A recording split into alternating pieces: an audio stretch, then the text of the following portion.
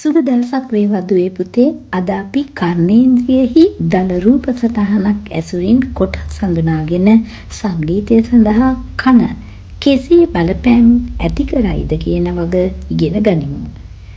දුවේ පුතේ, සංගීතයේ ස්වර නිෂ්පත්තිය, ප්‍රගමනය, ශ්‍රවණය, ස්වර ඥානය සඳහා කන වැදගත් වන බව අපි දැන් මෙම රූප සටහන් මාර්ගයෙන් හඳුනා ගනිමු. සංගීත විෂයේදී වින්දනය, ප්‍රකාශනය යන කරුණු දෙකටම කන තරම් වැදගත් තවත් ඉන්ද්‍රියක් නැහැ. එසේම ගායනය හා වාදනය යන දෙකටම පොදු වන ඉන්ද්‍රියක්. ඒ නිසා තමයි දුවේ පුතේ නාද, තාල යන සංගීතයට අදාළ මෙම අංග ද්වයම සඳහා කන මනාසේ පුහුණු කළ යුත්තේ. ශ්‍රවණය අතිශය සංවේදී භාවයට පත්වන තෙක්ම කන පුහුණු කළ යුතුය. ඒ සඳහා කන ක්‍රියාත්මක වන්නේ මෙසේ. පිටතින් පැමිණෙන නාද තරංග කන පෙත්තෙහි වැදී බාහිර ශ්‍රවණ නාලය ඔස්සේ ඇතුළු කනට පිවිසෙනවා. එම තරංගය ශ්‍රවණ නාලය කෙළවර ඇති කර්ණපටහ පටලයට වැදෙනවා. එයින් නැතිවන කම්පනයෙන් මුද්ගරිකාව, නිඝාතිය හා දරණකය යන අස්ථි තුනම කම්පනය වෙනවා. දරණකය අස්ථියේ කම්පනයෙන් ලැබෙන ශ්‍රවණ සංඥාවෙන් යුෂ්ඨිකීය නාලය ඔස්සේ මොළේ සෛල කරා ගමන් කරනවා. මේ ආදී වූ විශාල ක්‍රියාකාරීත්වයක් ඉතා සුළු මොහොතක් තුලදී සිදු වෙන බව අපිට මේ වීඩියෝ වලින් අධ්‍යයනය කරන්න පුළුවන්. මේ සියුම් වූ ශබ්ද, නාද හඳුනාගෙන මහත් සේවයක් අපට සිදුවන කන විශේෂයෙන් සංගීතය හදාරන ඔබ සඳහා ඉතා ප්‍රවේශම් කරගත යුතුය. කනට දැනෙන අහිතකර ශබ්ද ශ්‍රවණයෙන් බොහෝ විට වැළකෙන්න ඕනේ.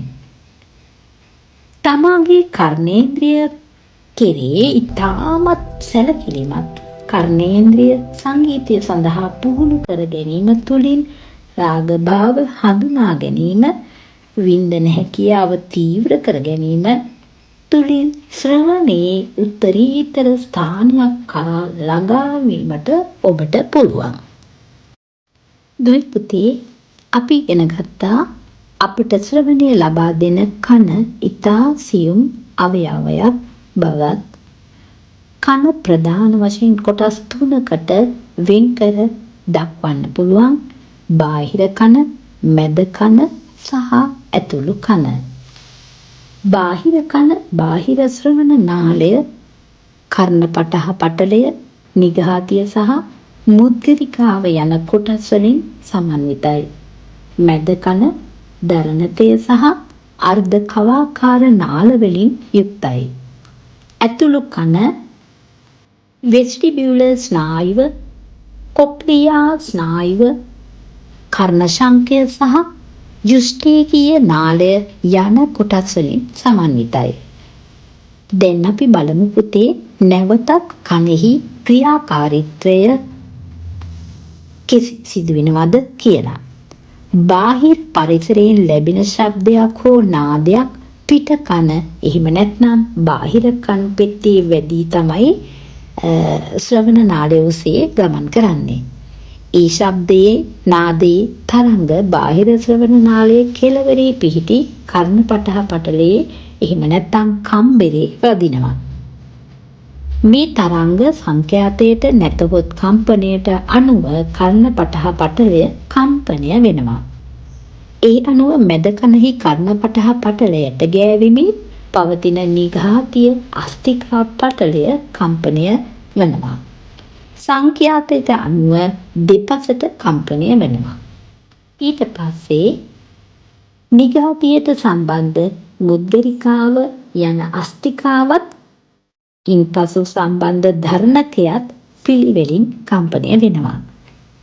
මෙම තරංග ඇතුළු කන දක්වා ගමන් කරනවා. දරණක අස්තිකාව කර්ණශංකයේ ගෑවෙමින් පවතින අතර දරණකයේ කම්පනය කර්ණශංකයේ ඇතුළත ඇති තරලය වෙත සම්ප්‍රේෂණය කරනවා. තරලය කම්පනය වී සිදුවන ක්‍රියාවලිය තුලින් තමයි දුවේ පුතේ ඒ මතුවෙන ආවේගය කොක්ලියා ස්නායුව ඔස්සේ මොළයට යවනු ලබන්නේ. මොළයේදී එම තරංගය කුමන නාදයක්ද කුමන ශබ්දයක්ද වශයෙන් තීරණය කර ගන්නවා. ඔබට සුබ දවසක් ප්‍රාර්ථනා කරන මම ඔබේ ආදරණීය ගුරුතුමිය සමන්තා අමුණුගම.